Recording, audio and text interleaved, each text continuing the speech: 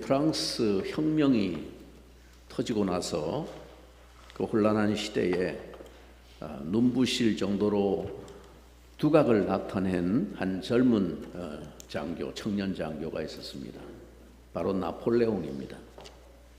그의 등장을 지켜보면서 온 유럽이 흥분의 도가니에 빠져들었습니다. 그렇게 흥분하던 사람들 가운데는 26살의 천재 음악가였던 베토벤도 포함되어 있었습니다. 그는 나폴레옹을 무척 존경했습니다. 자기보다 한 살 위였지만 그의 인물됨에 가슴이 벅차오르는 것을 견딜 수가 없었습니다. 그래서 그는 나폴레옹에게 조금이라도 존경과 감사의 뜻을 전하고 싶어서 교향곡을 쓰기 시작했습니다. 5년 동안 심혈을 기울여서 작품을 만들었습니다. 그리고 그 교향곡의 제목도 나폴레옹의 이름을 따서 보나파르트 교향곡이라고 붙이고는 나폴레옹에게 증정할 기회가 오기를 기다렸습니다. 그런데 어느 날 나폴레옹이 황제에 즉위했다는 말이 그의 귀에 들려왔습니다. 이 말을 듣고 베토벤은 화가 머리 끝까지 치밀어 올랐습니다. 그는 너무 실망한 나머지 그 사람도 속물이 지나지 않았다 하면서 그 사람을 위해서 썼던 이 보나파르트 교향곡이라고 썼던 그 표지 제목을 찢어버리고 소리 질렀습니다. 그 인간도 속물에 지나지 않았다. 자기 야심을 채우기 위해서 황제가 되다니 정말 실망했다. 그리고는 그 교향곡 이름을 심포니아 에로이카, 우리가 너무나 잘 아는 영웅 교향곡으로 이름을 바꾸고 특정 인물인 나폴레옹을 칭송하는 대신에 그저 보편적인 한 위대한 인물 영웅을 기리기 위한 작품으로 수정하였습니다. 특별히 그 교향곡 제2악장에는 장송행진곡이라고 하는 음울한 제목을 달았습니다. 그로부터 17년 후에 나폴레옹이 세인트 헬레나 섬에서 유배 생활을 하다가 죽었다는 소식이 들려왔습니다. 그때 베토벤은 자기가 나폴레옹에게 바치려고 했던 그 교향곡을 다시 꺼내서 손질하면서 이렇게 말했다고 합니다. 나는 이미 그 사람이 어떻게 될 것을 다 내다보고 있었어. 그래서 이 악장을 장송행진곡이라고 한 것도 그 때문이었어. 여러분, 지도자에게 실망한 사람이 어디 베토벤 뿐이겠습니까? 세계 역사가 이를 증명합니다. 어느 시대나 새로운 지도자가 등장하면 사람들은 대단한 기대와 부푼 희망을 가지고 바라보게 됩니다. 특히 그 사회가 어렵고 경제 상황이 좋지 못할수록 사람들의 기대는 새로운 지도자에 대해서 더욱 커지게 마련입니다. 그러나 역사가 우리에게 주는 냉정한 교훈은 인간의 본질적인 문제를 해결하고 우리의 기대를 충족시킨 지도자는 한 사람도 없다는 것입니다. 우리가 역사를 돌아보면 세상에 등장했던 왕이나 황제나 통치자들이 무수히 많았지만 그들이 사람들에게 안겨준 것은 결국 실망과 허탈감뿐이었습니다. 그러나 성경은 어린 나귀를 타고 예루살렘으로 들어가시는 이 예수님을 가리키면서 저분만이 인류가 기다리는 진정한 왕이라고 선언하고 있습니다. 당시에 예루살렘에는 로마 정부가 파송한 총독 빌라도를 위시한 네로라 하는 지도자들이 와 있었습니다. 아마 빌라도는 예수라는 사람이 지금 어린 나귀 새끼를 타고 예루살렘으로 들어오는데 모든 백성들이 그를 향해서 호산나 이스라엘의 왕이여 외치고 있습니다 라는 보고를 받았을 것입니다. 이 보고를 받은 빌라도는 아마도 술잔을 들고 마시다가 너무 우스워서 배꼽을 쥐고 웃지는 않았는지 모르겠습니다. 아니, 어린 나귀 새끼를 타고 오는 주제에 왕이라고? 얼마나 웃기는 이야기입니까?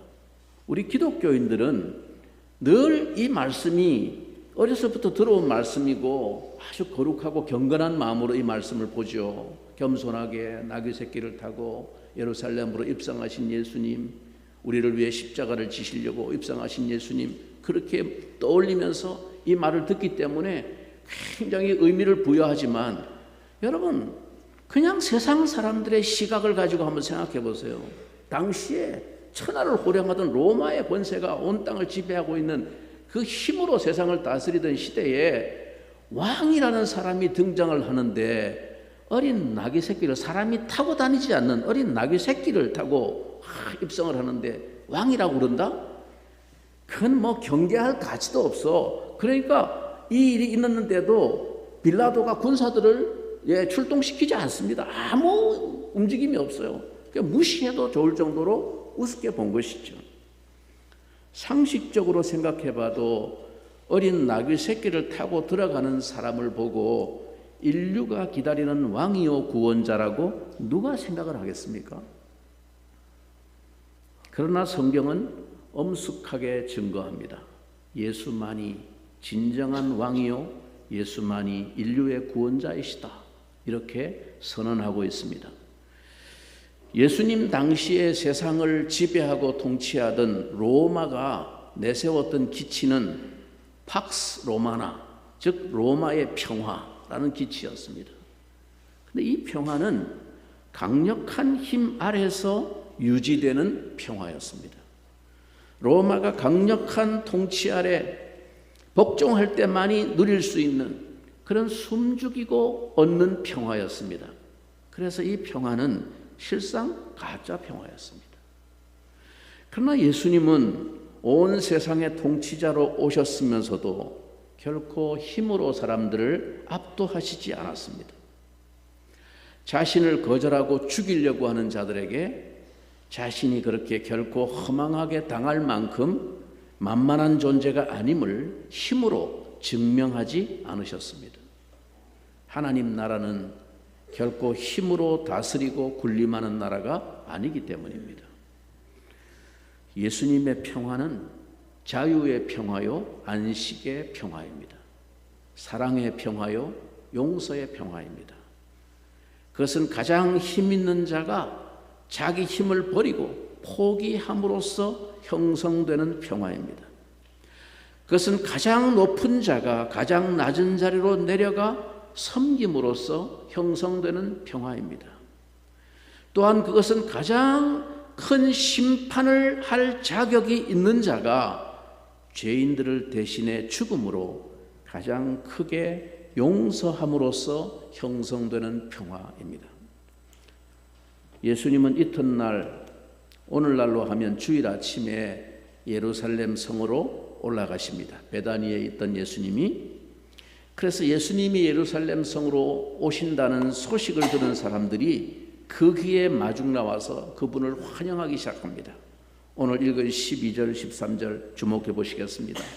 그 이튿날에는 명절에 온 큰 무리가 예수께서 예루살렘으로 오신다는 것을 듣고 종려나무 가지를 가지고 맞으러 나가 외치되 호산나 찬송하리로다, 주의 이름으로 오시느니 곧 이스라엘의 왕이시여 하더라. 수많은 사람들이 예수님께서 예루살렘 성으로 입성하는 모습을 보고 환호합니다. 어쩌면 예수님을 향한 이러한 환호는 최절정에 달한 것이라 보입니다. 사람들이 종려나무 가지를 가지고 흔들며 큰 소리로 호산나 찬송하리로다, 주의 이름으로 오시느니 곧 이스라엘의 왕이시여 라고 외칩니다. 이들은 예수님이 예루살렘 성에 오신다는 소식을 이미 듣고 모인 자들이라 라고 12절에 말합니다. 뒤에 17절 18절을 보면 이들은 베다니에서 죽은 나사로를 살리신 기적을 현장에서 목격한 사람들이 그 놀라운 기적의 소식을 이리저리 전파하였고, 이 소식을 들은 자들이 모여든 것입니다. 이들은 오병이어의 기적을 일으키셨던 분이 이제는 죽은 사람도 살리셨다는 소식에 과연 이분이 그리스도이실 것이라고 확신하였을 것입니다. 바로 앞에 나오는 기록을 보면 많은 사람이 죽은 나사로를 살리신 예수님과 다시 살아난 나사로를 보기 위해 예수님께 몰려들었고 이들 중에 많은 사람이 예수님을 믿었다라고 기록하고 있습니다. 그러니 이렇게 예수님께 모여든 큰 무리는 예수님을 향한 큰 기대를 가지고 모여든 것이고 그 기대와 희망을 큰 소리로 지금 외치고 있는 것입니다. 예수님이 예루살렘 성에 들어가시자마자 어린 아이들까지 합세를 했습니다. 그러면서 호산나 이스라엘의 왕이여 라고 외쳐댑니다. 그것을 보고 흥분한 대제사장들이나 바리새인들이 예수님 앞에 와서 따지고 들었습니다. 왜 저런 소리를 지르도록 내버려 두는가? 저들의 입 좀 다물게 하라 라고 하자 그때 예수님은 유명한 말씀을 한마디 하셨습니다. 저 사람들이 소리 지르지 아니하면 여기 있는 돌들이 소리를 지를 것이다. 예수님은 자기 자신이 하나님의 아들이요 메시아요 인류의 왕이라는 것을 선포하신 것입니다. 사람이 그를 환호하지 아니하면 돌이라도 소리 지르도록 하겠다는 말씀입니다. 그렇습니다. 주님의 예루살렘 입성은 만왕의 왕으로 입성하신 것입니다. 그런데 예수님은 초라하게 어린 나귀를 타고 예루살렘 성에 입성하셨습니다. 예수는 한 어린 나귀를 보고 타시니 이는 기록한 바 시온 따라 두려워하지 말라 보라 너의 왕이 나귀 새끼를 타고 오신다 함과 같더라. 늠름한 말들이 이끄는 마차를 타신 것도 멋진 말을 타신 것도 아니었습니다. 예수님은 한 어린 나귀를 보고 타셨습니다.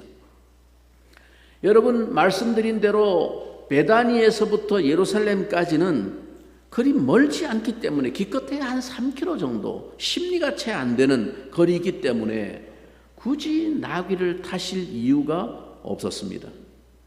여러분 우리도 예전에 또 시골에 사는 애들 같은 경우는 우리 시절에도 학교 다닐 때 십리길 정도는 다 걸어 다녔어요. 그냥 보통 걸어 다니는 길입니다. 그러니까 평소 같으면 다 걸어 다니는 길이었죠. 때문에 굳이 나귀를 타실 이유가 없었습니다.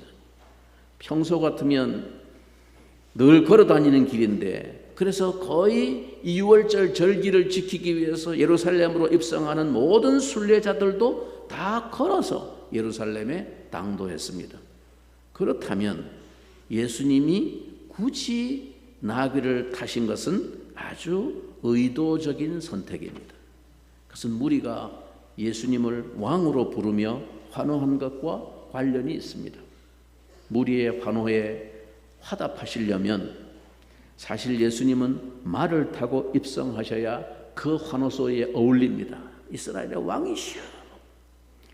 그런데 나귀를 타셨다는 것은 그들의 환호를 수납하시면서도 그러나 자신은 그들이 기대하는 그런 왕은 아니라는 것을 간접적으로 표현하신 것입니다.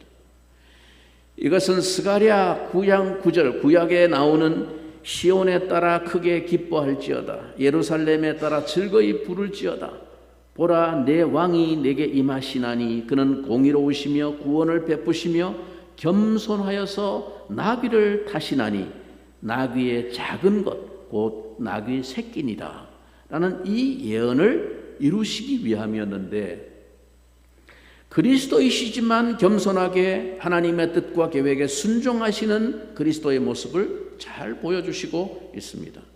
스가랴서 구약 성경의 스가랴서는 철저하게 고난받는 메시아에 대해서 예언한 책입니다.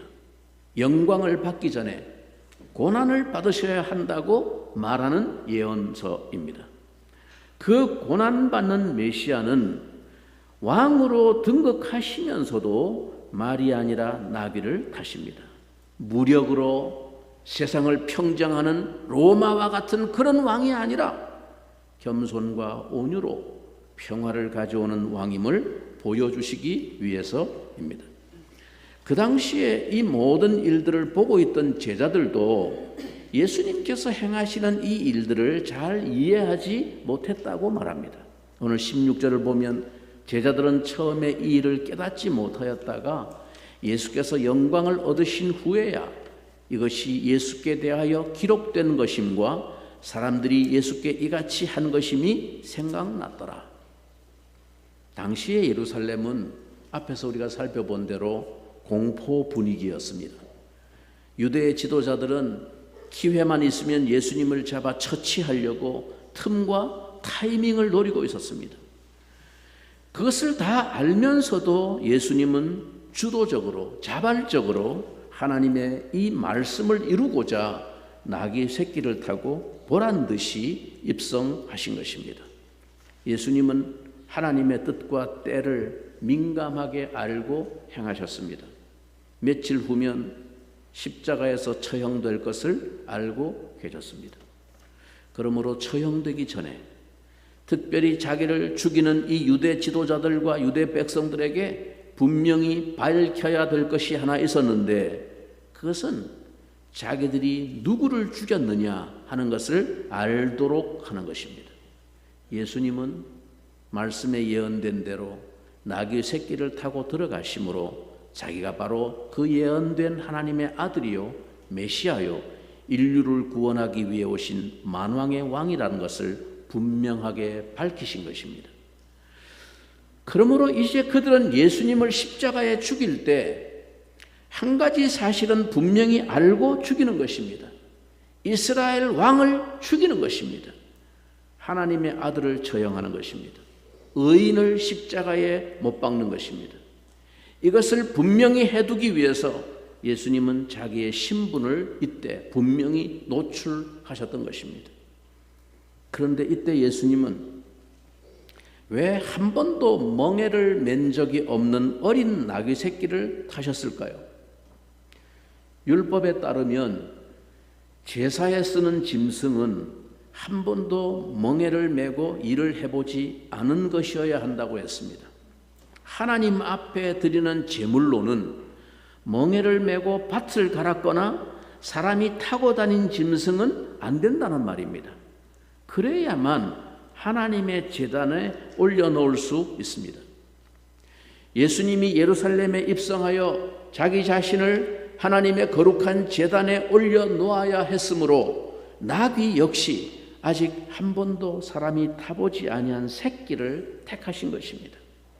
유대의 유명한 역사가인 요세푸스에 의하면 유월절을 당할 때마다 당시 유대나라 각지에서 그리고 세계 도처에서 200만 명이 넘는 군중이 모여서 예루살렘은 북새통을 이루었다고 합니다.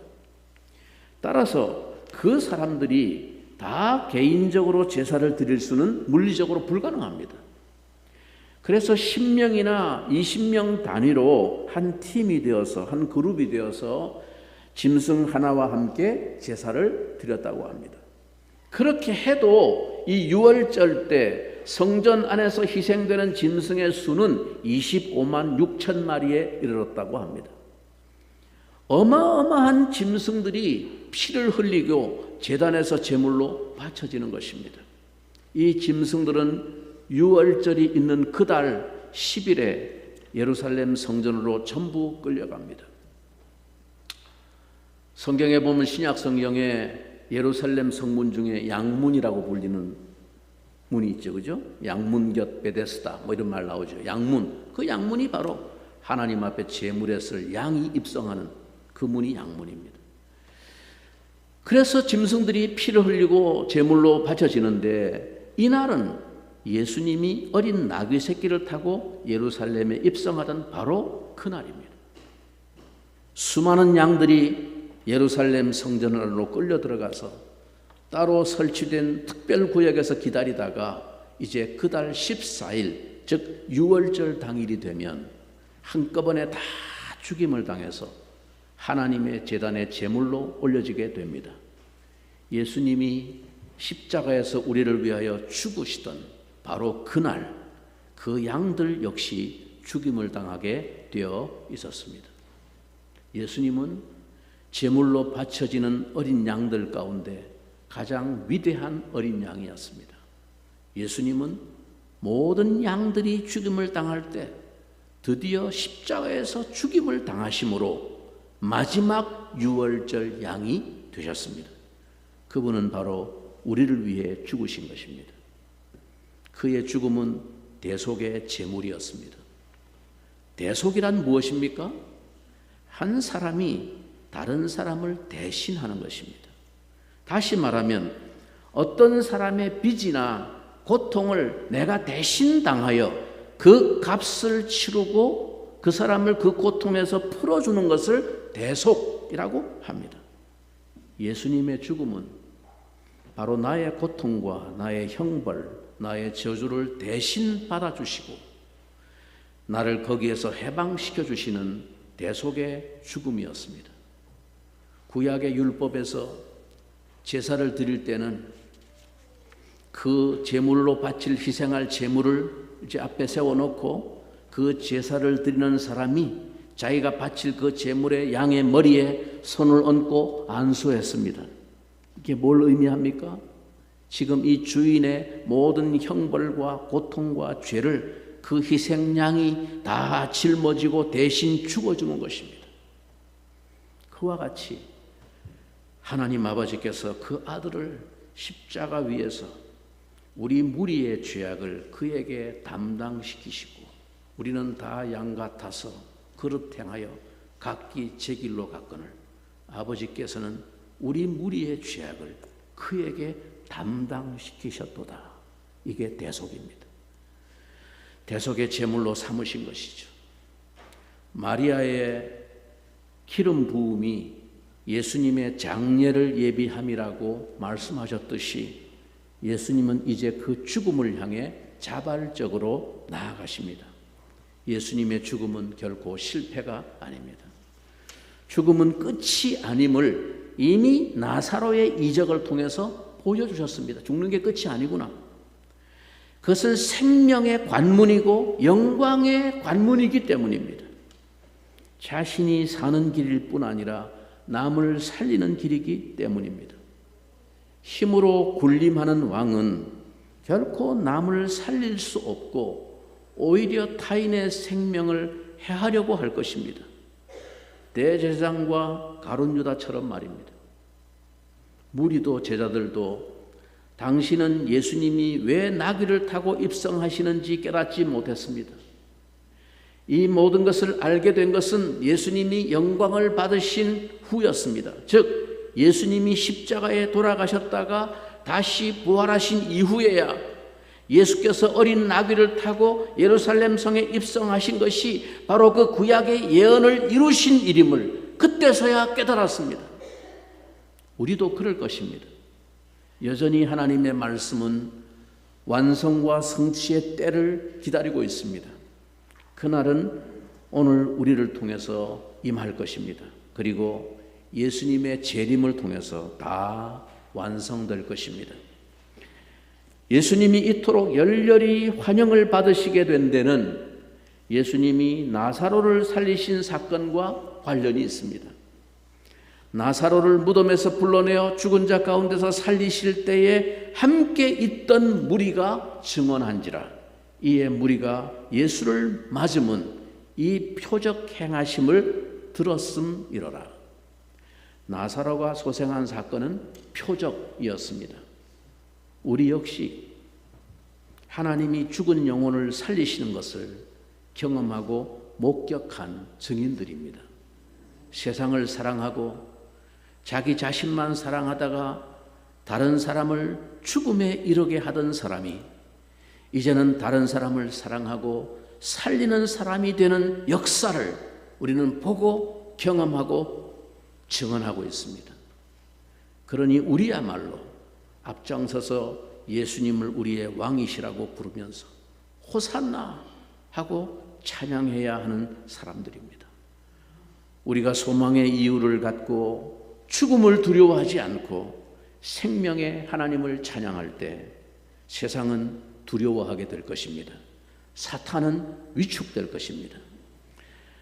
그런데 종려나무 가지를 흔들며 예수님을 향해 환호하는 이 무리를 바라본 바리새인들은 어떻게 반응했습니까? 오늘 19절입니다. 바리새인들이 서로 말하되 볼지어다 너희 하는 일이 쓸데없다. 보라 온 세상이 그를 따르는도다 하니라. 여기서 바리새인들이 너희 하는 일이 쓸데없다라고 자기들끼리 스스로 서로를 향해서 자조적으로 푸념을 하는데, 그러면 너희 하는 일이라는 게 뭡니까? 바로 예수님을 잡아 죽이려고 음모를 꾸미고 작당한 그 일이 아무 소용없게 됐다라는 얘기입니다. 나사로까지 죽여서 그 불씨를 꺼버리려고 모의했던 그 일입니다. 그런데 이제 그런 일이 아무 소용이 없게 되었구나 라고 푸념하는 것입니다. 왜? 너무 많은 사람들이 예수님을 환호하고 각광하니까, 야, 우리가 작당한 일이 이제 아무 소용이 없게 됐네, 세상이 다 그를 따르고 있네 라고 바리새인들이 자기들 입으로 이야기한 것입니다. 여러분, 이 사건은 바리새인들과 대제사장들에게는 정말 위기감을 느끼게 하는 일이 되었습니다. 수많은 사람들이 예수님을 환호하며 따르는 모습을 보면서 크게 낙담하여서 걱정을 합니다. 물론 군중 심리라는 것이 있으니 수많은 사람들이 환호하고 따른다고 해서 반드시 옳은 것이라고 보기는 어렵습니다. 그러나 바리새인들은 구약의 예언과 예수님께서 행하시는 일들을 자세히 살필 마음조차 없었습니다. 다급해진 것입니다. 눈에 확연히 드러나는 일들이 지금 행해지고 있음에도 불구하고 그들의 눈과 귀는 닫혀 있을 뿐입니다. 그러나 여러분, 하나님의 역사는 참 신비하죠. 너희 하는 일이 쓸데없다. 보라 온 세상이 그를 따르는도다. 이게 지금 다른 사람들이 바리새인들 보고 약 올리면서 한 말이 아니에요. 자기들끼리 스스로 그냥 의욕이 꺾여가지고 푸념하면서 하는 말이에요. 이 말은 마귀에게 사로잡힌 바리새인들이 스스로 내뱉고 있는 자조적인 푸념입니다. 그러나 하나님의 섭리 가운데서 마귀도 가끔 진실을 말할 때가 있습니다. 하나님은 이들의 말을 역설적인 진리가 되게 하셨습니다. 십자가에서 죽으신 예수님 때문에 과연 이들의 말대로 온 세상이 예수님을 따르는 날이 온 것입니다. 온 열방의 모든 사람들이 예수를 믿고 구원받는 날이 온 것입니다. 바리새인들은 그날 자신들도 모르게 진리를 예언한 셈입니다. 이 세상에는 진정한 평화가 없습니다. 사람들 사이에는 진정한 화해도 없습니다. 민족끼리, 이웃끼리, 빈부 사이에, 흑백 사이에, 유대인과 헬라인 사이에 이 갈라진 틈을 메우고 영원한 나라와 영원토록 행복을 누릴 수 있는 아름다운 구원을 주신 분은 오직 예수님밖에 없습니다. 이 세상의 어떤 왕이나 황제도 이 일을 해내지 못했습니다. 인류에게 진정한 평화와 영원한 생명을 가져다 준 분은 오직 예수 그리스도 한 분 외에는 아무도 없습니다. 예수님만이 우리에게 구원을 주시는 유일한 분이심을 믿으시기 바랍니다. 이날 어린 나귀 새끼를 타고 예루살렘에 입성하시던 그 예수님이 우리에게 이 구원을 주십니다. 겸손하신 왕이요 자신을 희생하여 대속의 제물로 주신 구원의 왕이신 예수님이 지금 여러분과 함께 계시며 그분이 우리의 영혼과 삶에 고통스러운 현실 속에 참된 평화를 가져다 주십니다. 우리 인생의 참된 평화는 오직 그분으로부터 임합니다. 여러분은 오늘도 이 어지러운 세상 중에 전쟁 같은 삶의 고통스러운 현실을 걸을 때 조용히 손 내밀며 우리 곁에 함께 걸으시는 주님의 기쁜 소리를 들으십니까? 우리가 부르는 찬양 가운데 이런 고백이 있죠. 아침 안개 눈앞 가리듯 나의 약한 믿음 의심 쌓일 때 부드럽게 다가온 주의 음성, 아무것도 염려하지 마라. 빗줄기에 바위 패이듯 나의 작은 소망 사라져갈 때 고요하게 들리는 주의 음성, 내가 너를 사랑하노라. 부드럽게 다가온 그 음성을 들을 때 그때 하늘로부터 임하는 평화가 내 영혼에 찾아옵니다. 내 영혼의 그 깊은 데서 맑은 가락이 울려나네. 하늘 곡조가 언제나 흘러나와 내 영혼을 고이 싸네. 평화, 평화로다. 하늘 위에서 내려오네.